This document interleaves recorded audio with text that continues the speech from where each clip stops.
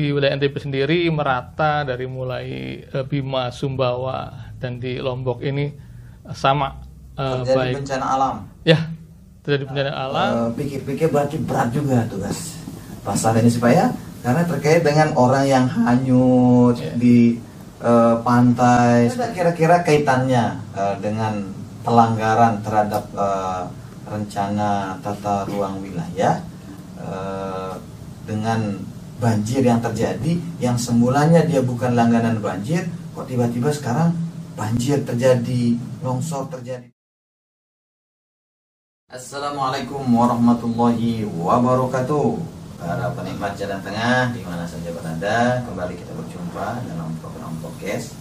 Di mana podcast kali ini kita akan berbicara sedikit tentang tugas-tugas dari Basarnas. Karena sebagaimana kita maklum, di beberapa tempat di Indonesia secara umum dan termasuk di tempat kita ini ada musibah-musibah atau bencana alam yang terjadi. Dan untuk mengupas itu hadir bersama saya saat ini. Assalamualaikum warahmatullahi wabarakatuh. Waalaikumsalam warahmatullahi wabarakatuh. Pak Nanang ya? Pak Nanang. Iya, Pak Nanang. Kepala Basarnas NTB. Basarnas NTB. Kemudian yang kedua ini hadir juga Pak Haji Ahmad Solihan. Ya, pernah dulu Dispenda, Bapeda, Sekretaris di Lombok Barat ya. Artinya sedikit tidak mengetahui lah kondisi juga di Lombok Barat. Karena yang terbaru kita dengar kemarin itu banjir bandang ya, banjir lah, bukan bandang ya, banjir. Tapi nanti yang lebih paham mungkin dari Basarnas ya, banjir yang terjadi di Gunung Sari dan Batu Layar, termasuk juga di Sekotong ya mungkin ya. Tapi ngomong-ngomong ini Pak, bagaimana sekarang nih kondisi di NTB ini terkait dengan hujan, kemudian ada bencana di Indonesia ini, bisa diceritakan kita kondisi alam kita saat ini? Ya, kalau kondisi sebenarnya memang dari BMKG sendiri sudah menyampaikan kalau terdapat curah hujan yang cukup banyak ya untuk akhir di bulan ini. Nah, itu pun sudah berjalan dari beberapa bulan yang lalu ya. Artinya rangkaiannya hujan, kemudian terjadi banjir, sampai terjadi banjir, kemudian juga banyak sungai yang kemudian debit airnya menjadi banyak. Sebenarnya tidak hanya menyebabkan banjir kemudian menimpa rumah warga, tapi juga beberapa kejadian dari debit air yang banyak di sungai itu juga menyebabkan banyak yang kemudian anak-anak tenggelam. Seperti itu juga di wilayah NTB ini. Dan itu memang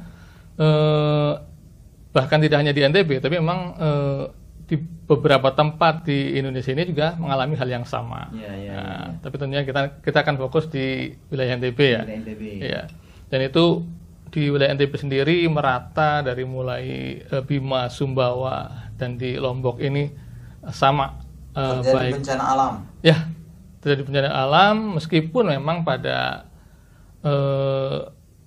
kenyataannya ataupun pada hal yang terjadi yang terparah adalah di wilayah Mataram, terutama di Lombok Barat ya, untuk yang kejadian kemarin. Sementara memang sebelumnya, satu hari sebelumnya terjadi juga di Bima, tapi memang tidak separah pada saat banjir di Lombok Barat ini.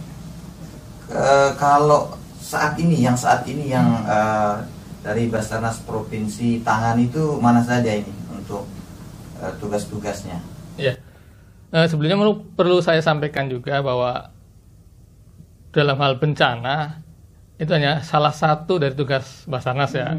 Karena memang tugas utama itu ada kecelakaan penerbangan, kecelakaan pelayaran, kemudian kondisi membahayakan manusia, artinya kayak orang tenggelam, kemudian hilang seperti itu, dan juga kecelakaan dengan penanganan khusus seperti kecelakaan kendaraan yang membutuhkan penanganan seperti ekstrikasi, yang artinya mereka itu butuh penanganan khusus. Dan juga yang terakhir adalah terkait dengan bencana, di mana pada saat bencana ini kami hanya terlibat dalam hal evakuasi korban bencana. Makanya yang saat ini yang Bapak fokus melakukan evakuasi pencarian korban itu di mana beberapa minggu atau bulan belakangan ini? Ya. beberapa bulan terakhir ini ya terkait dengan curah hujan yang tinggi dan debit air yang cukup banyak di sungai, pertama menyebabkan kecelakaan tenggelam di Puwun Sejati ya di wilayah Narmada. Itu juga terjadi kecelakaan anak sekolah ya yang tenggelam di sana. Ada 3 orang yang meninggal waktu itu kan. Itu sebenarnya udah rangkaian dari curah hujan yang cukup tinggi. Ya. Kemudian karena debit air besar menimbulkan tenggelam. Kemudian beberapa hari sebelum banjir juga terjadi anak yang tenggelam di wilayah Lombok Tengah. Juga terjadi juga di sungai ya, di sungai. Nah, baru kemudian diakhiri dengan banjir. Banjir itu pun terjadi awalnya adalah di Bima. Nah, di wilayah Bima, tapi tidak terlalu banyak yang dievakuasi ya, tidak banyak korban, tidak terlalu banyak yang dievakuasi. Kemudian setelah kita di Mataram maupun Lombok Barat ini ada hujan dari mulai siang kemudian sampai besok pagi, saya sudah berpikir saat itu bahwa kemungkinan akan terjadi banjir. Kemudian kami siapkan petugas yang sedang siaga untuk siap-siap, dan ternyata benar bahwa besok paginya terjadi banjir di Kecamatan Gunung Sari ya, hampir merata di seluruh di Kecamatan Gunung Sari dan juga di Kecamatan Batu Layar ya, sebagian kecil di Batu Layar dan juga di Sekotong. Kalau sampai saat ini laporan di wilayah Gunung Sari maupun Batu Layar itu ada korban?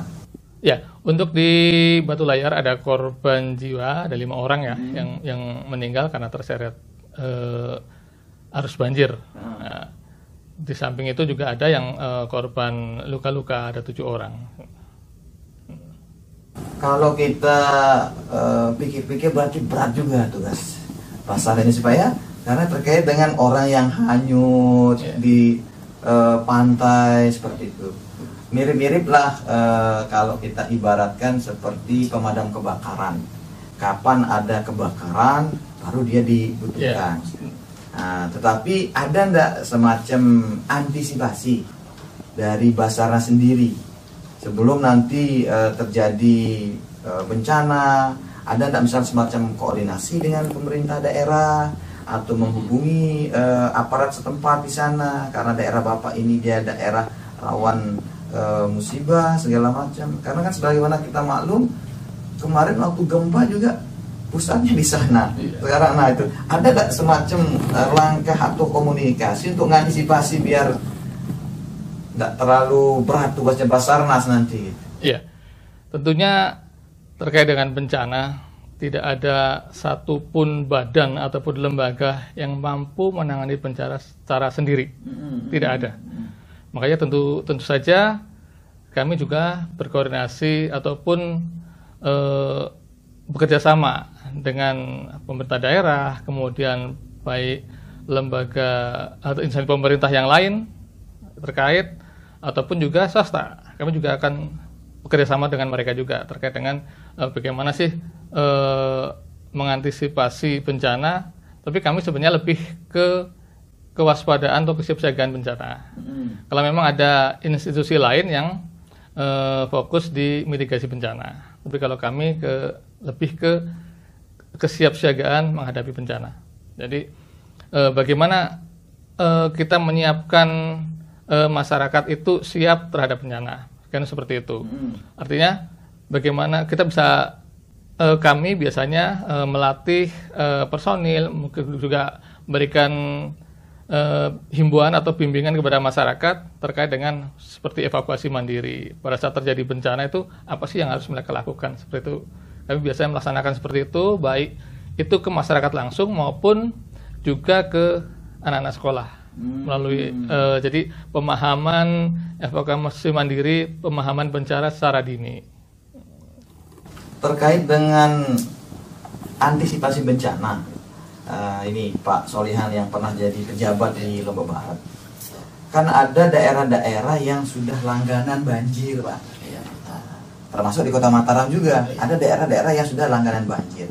Ini kalau di setiap tahun terjadi dan dibiarkan, memang mungkin pertama kali banjir tidak kelihatan akan menimbulkan kerugian, baik rumah yang akan hancur atau korban jiwa. Tapi kalau dibiarkan kan otomatis lama kelamaan akan terjadi itu. Nah, itu yang pertama. Sehingga tidakkah ada nih waktu Bapak jadi pejabat itu, kalau sudah ngelihat ini daerah langganan banjir, apa kayak dilakukan, dianggarkan untuk apa, dicari penyebab apa ini kok bisa terjadi banjir seperti ini. Itu yang pertama mungkin. Kemudian yang kedua, ada daerah-daerah yang awalnya tidak menjadi langganan banjir, kok tiba-tiba sekarang banjir. Ya seperti yang mungkin bisa kita analisa di Gunung Serinum dan Batu Layar ini. Apakah itu mungkin terkait juga dengan beberapa kebijakan dan izin-izin pengembangan rumah segala macam ini? Bagaimana Bapak melihatnya? Terima kasih. Jadi sebelum saya menjawab pertanyaan Bapak, jadi pada kesempatan ini saya menyampaikan turut berduka atas bencana yang dialami terutama di Kabupaten Lombok Barat. Jadi mudah-mudahan apa yang dialami oleh masyarakat terutama di Gunung Sari, Batu Layar dapat menjadi pembelajaran bagi masyarakat dan tentunya harus sabar menghadapinya. Nah, terkait dengan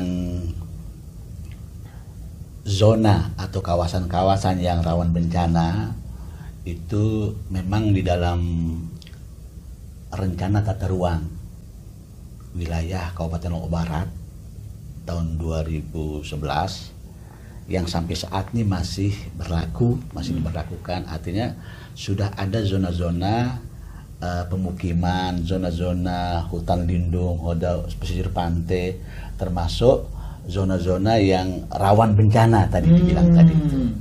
Jadi antisipasi itu juga tentunya dilakukan oleh pemerintah pada saat itu, tentunya mengacu kepada RT RW itu sendiri. Ya, benar-benar. Jadi seiring berjalannya proses pembangunan daerah, itu kan RT RW-nya memang tahun 2011.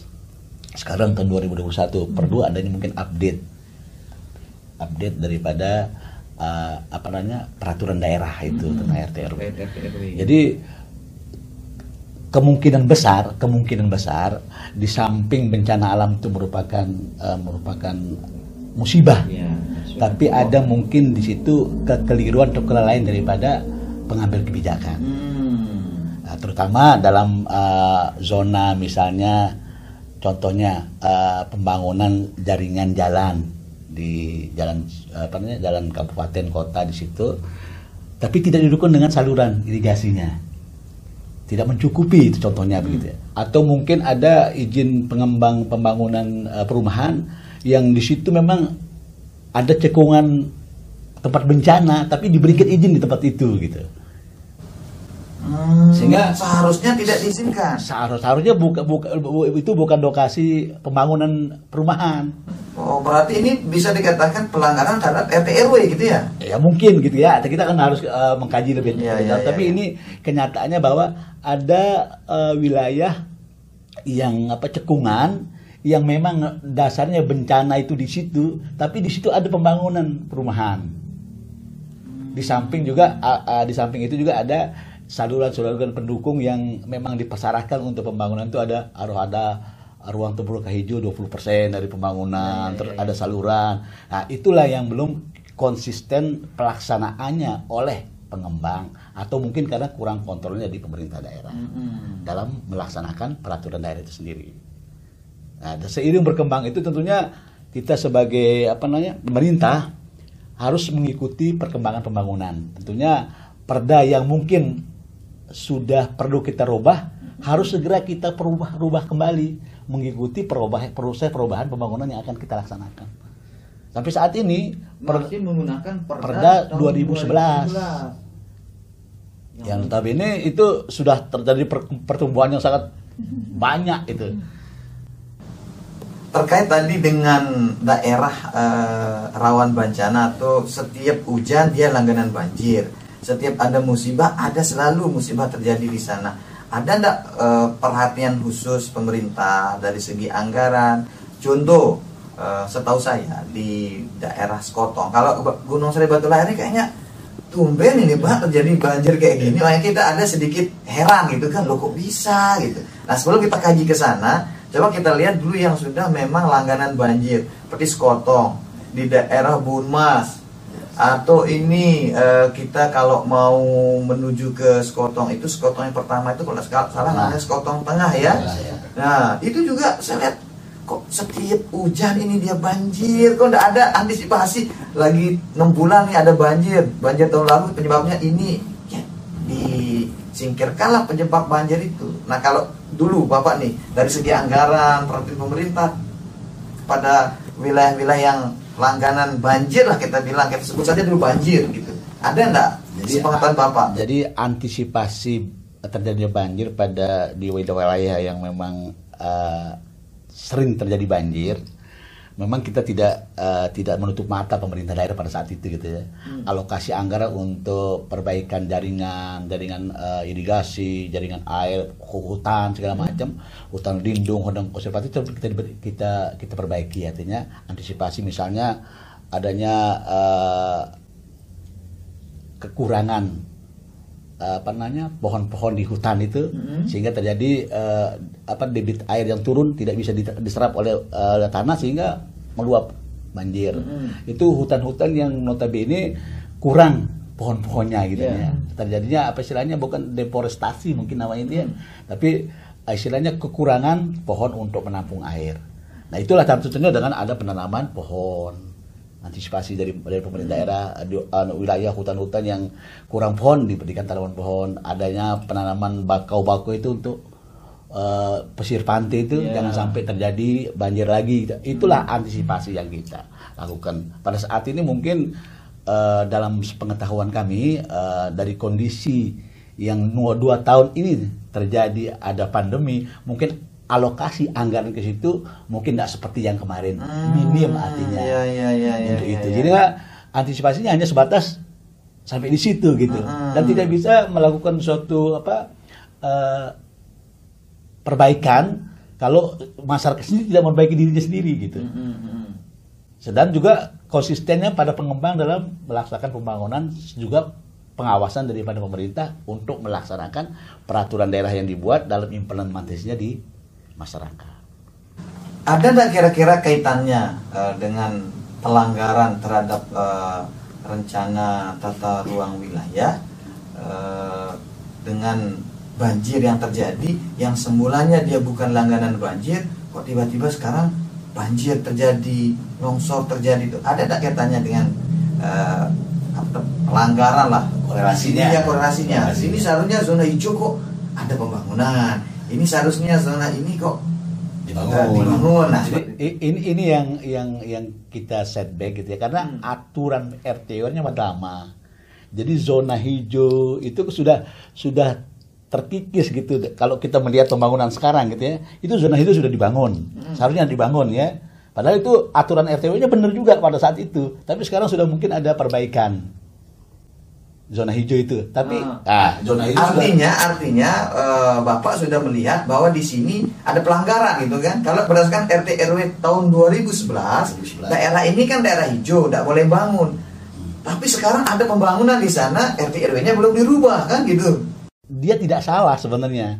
RT RW-nya kan masih yang lama. Tapi pada saat sekarang padanya pertumbuhan pembangunan itu harus diganti sebenarnya, tapi tidak diganti gitu loh, tidak diperbaiki RT RW-nya itu. Sehingga dasarnya tetap menggunakan RT RW yang lama, yang notabene itu pada saat itu tuh memang jalur pembangunan misalnya dibangun di situ.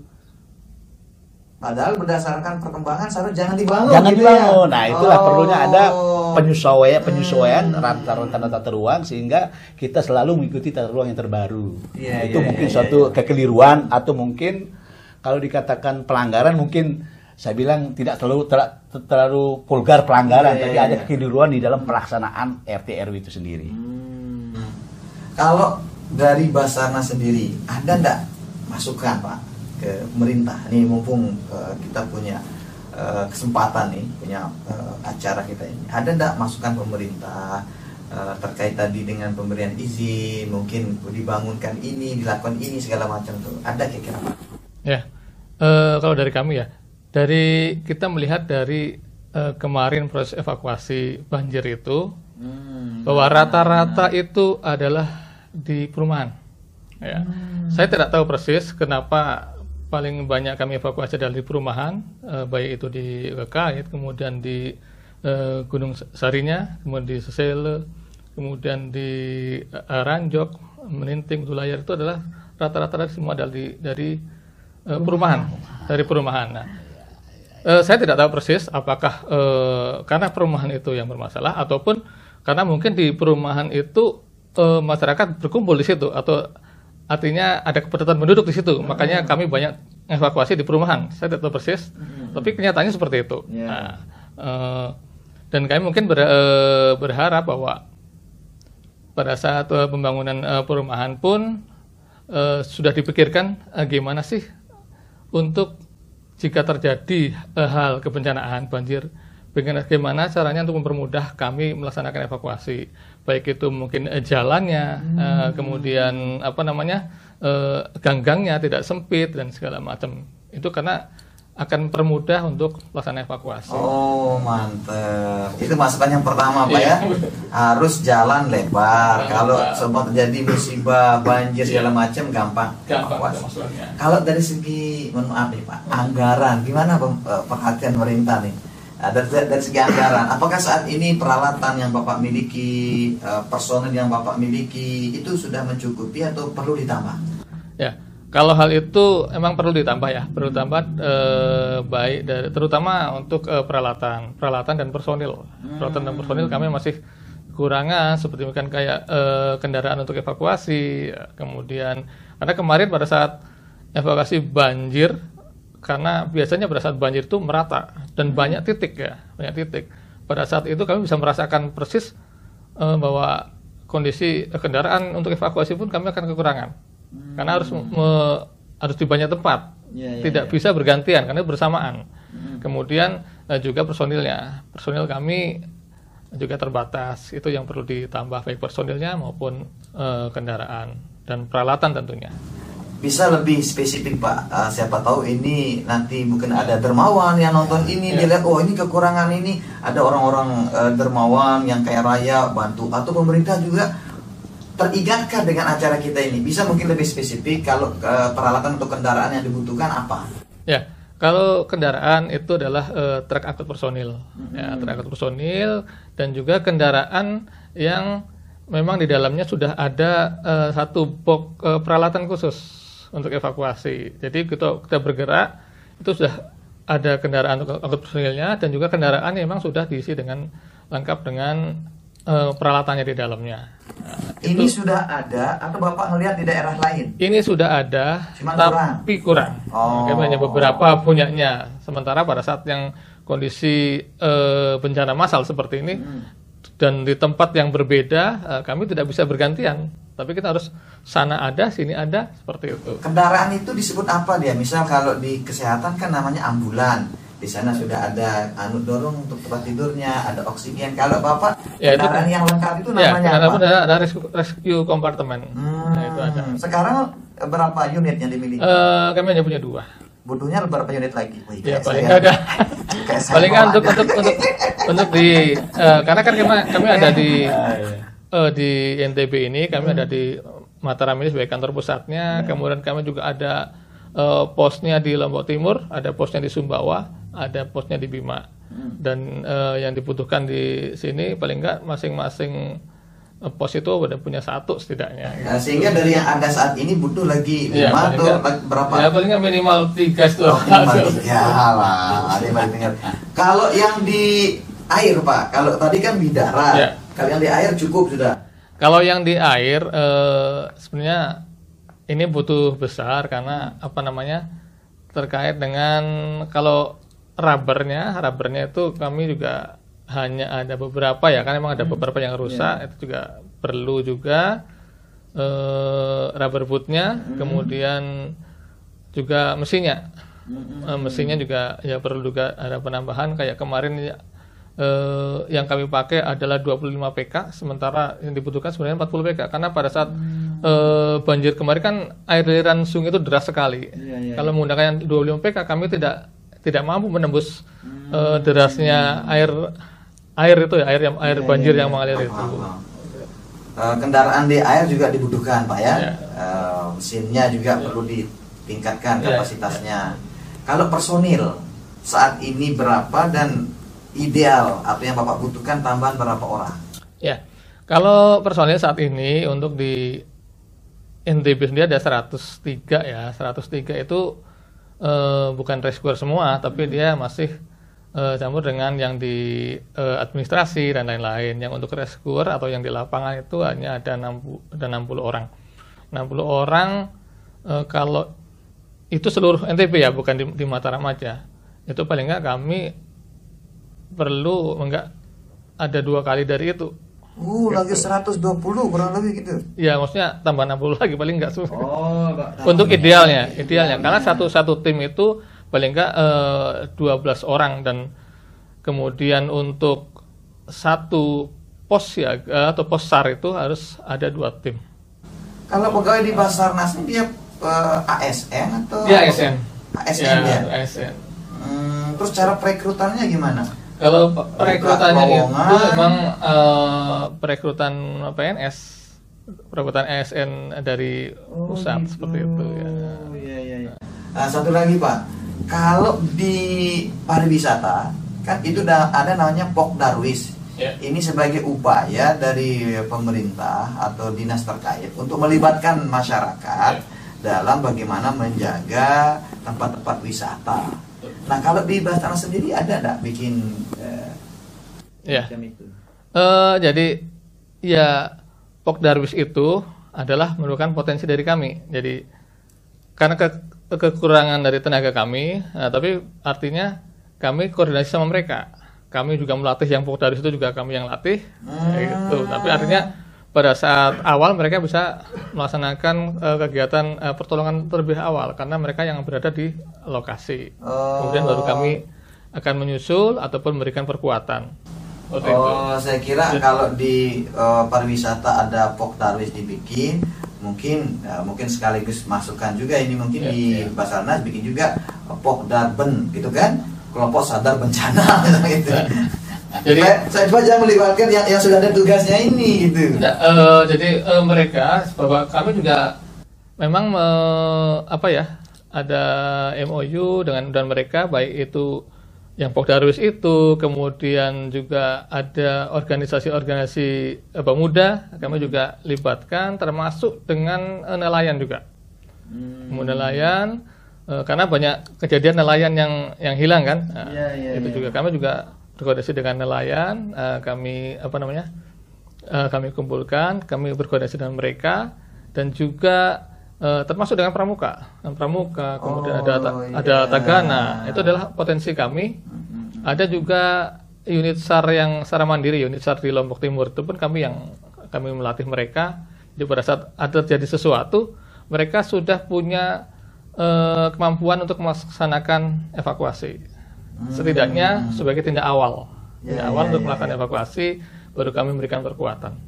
Masya Allah, berarti benar-benar butuh keikhlasan tugas Bapak ini Pak ya, butuh keikhlasan. Kalau orang berpikir, artinya mohon maaf ini, apa yang saya dapatkan dari tugas ini mungkin tidak mau dia bekerja kan. Saya benar-benar keikhlasan, ada banjir turun, ada orang tenggelam dicari. Tapi dalam pengalamannya pernah nggak nyari korban nggak ketemu Pak?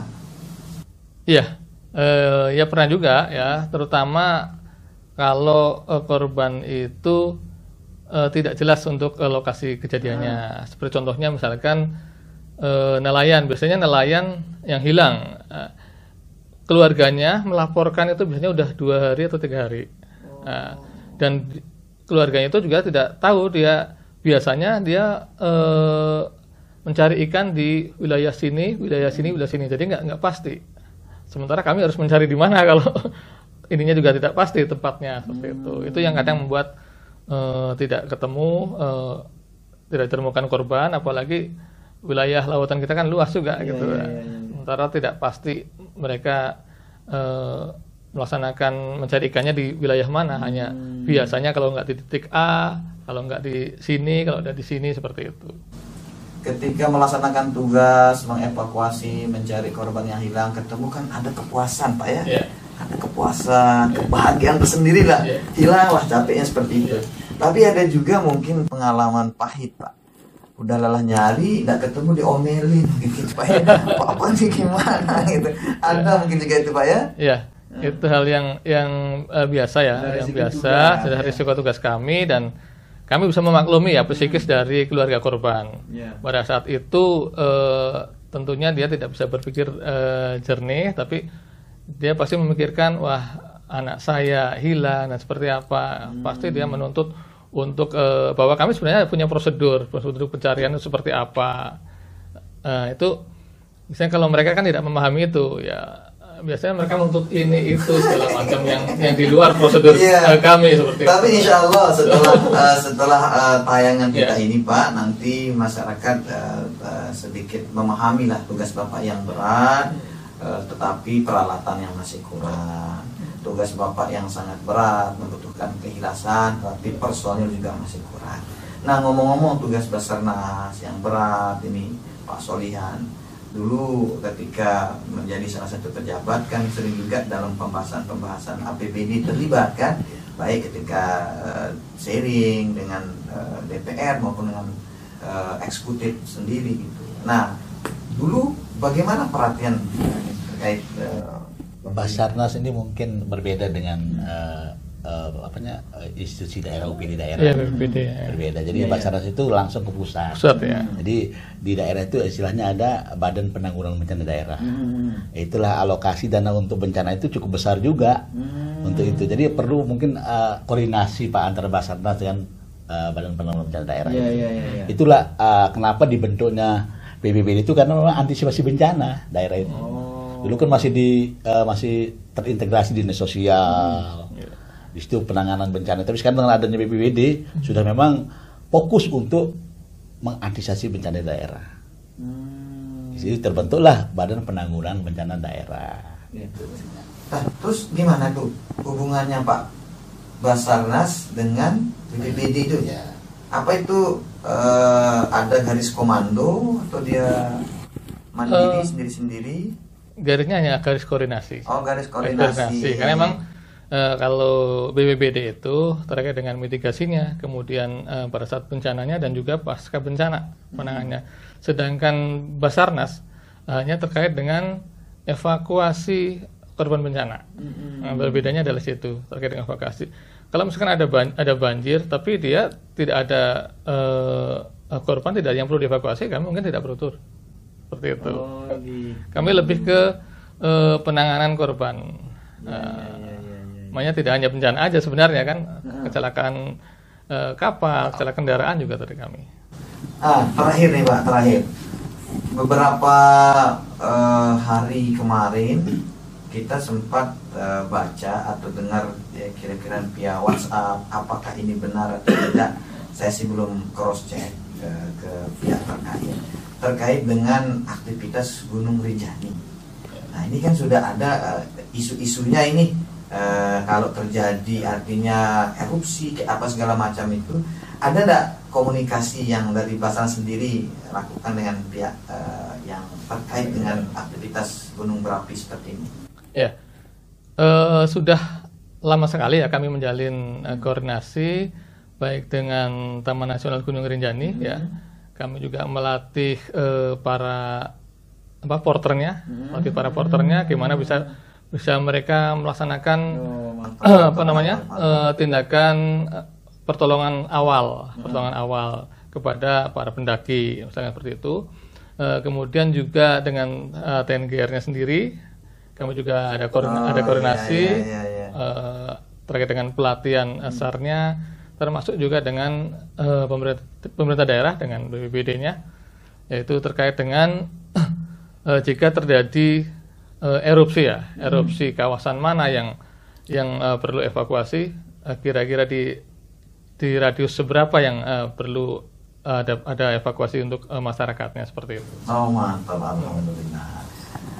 Ada nggak kira-kira nih closing statement Bapak, pesan kepada masyarakat, bagaimana kesiapan mereka? Kan tadi Pak Sanatu siap siaga bencana ya. Iya. Nah, ada pesan yang boleh disampaikan ke masyarakat kita? Ya.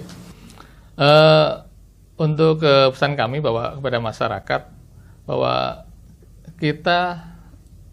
kami berharap bahwa kita tuh lebih kritis, kita lebih lebih peduli terhadap kebencanaan. Minimal adalah kepada diri sendiri bagaimana kita bisa berperilaku safety atau perilaku bagaimana jika terjadi ada bencana apa sih yang harus kita lakukan, itu kita harus tahu pasti. Sekarang kita di rumah, bencana tidak hanya banjir aja, bisa juga gempa bumi ya. Itu apa sih jika terjadi seperti itu, apa sih yang harus kita lakukan? Itu yang perlu dipahami oleh masyarakat.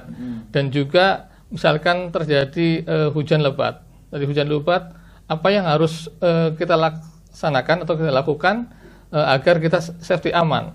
Misalkan tidak bepergian ke tempat sungai atau bermain di sungai. Kita menghindari keluar rumah seperti itu karena ada kemungkinan petir, kemudian pohon tumbang dan segala macam. Terima kasih. Nah, kalau dari Bapak sendiri, kalau itu kan pesan ke masyarakat. Kalau sekarang harapan Bapak kepada pemerintah, ya, kepada artinya pemegang kebijakan ini, kan tadi sempat juga disebut tentang perda yang sudah lama atau apa sih? Nah, coba disampaikan unek-unek ini. Jadi siapa tuh nanti Bapak jadi wakil rakyat kan, nggak tahu kita kan? Jadi begini, seperti yang disampaikan, terjadinya banjir ini terutama disebabkan karena intensitas curah hujan yang cukup tinggi. Tapi tidak menutup kemungkinan juga penyebabnya adalah pengelolaan sampah yang tidak profesional. Artinya yang disampaikan dari Basarnas bahwa perumahan-perumahan yang dibangun sesuai dengan peraturan daerah yang telah dipedomani itu, yang saat ini mungkin sudah tidak relevan lagi. Ini harusnya dirubah lagi RT/RW-nya. Nah, dalam pengelolaan sampah yang tidak profesional itu banyak sampah-sampah yang mengendap di daerah-daerah yang rawan banjir juga, sehingga itu yang menyebabkan terjadinya luapan air di situ. Nah, pada saat ini RT/RW Lombok Barat itu pengelolaan sampahnya masih mengacu kepada satu desa satu TPS, satu pembuangan sementara, tempat pembuangan sementara. Seharusnya satu desa. Ya. Itu seharusnya kan dengan pergerakan produksi sampah yang banyak harusnya dipikirkan oleh pemerintah. Puas dah. Tadi harapan Bapak satu, ganti perda RT/RW. Itu namanya harapan, boleh saja kan rakyat kan. Artinya yang kedua dengan TPS. Dan sekarang ini hanya ada satu TPA, itu pun jauh di Borobokong ya, di Kebon Kongo. Ya. Itu mencakup 10 kecamatan. Mungkin harus dipikirkan juga. Dan mungkin juga kabupaten kota lain juga. Iya, Kota Mataram juga buangnya ke situ. Kita untuk mengantisipasi produksi sampah di Lombok Barat mungkin nggak cukup di situ. Dan endapan sampah di masing-masing desa dengan armada yang ada di badan sampah tidak bisa mengangkut saat itu langsung diangkut, sehingga ada tumpukan-tumpukan sampah yang notabene akan menimbulkan banjir pada saat hujan gitu. Iya. Jadi harapan kami tentunya kepada pemerintah daerah, pengambil kebijakan untuk pengelolaan sampah itu adalah menambah armada sampahnya. Terus menambah titik-titik TPS, bukan hanya satu desa mungkin 3 atau 4 tempat pembuangan sampah.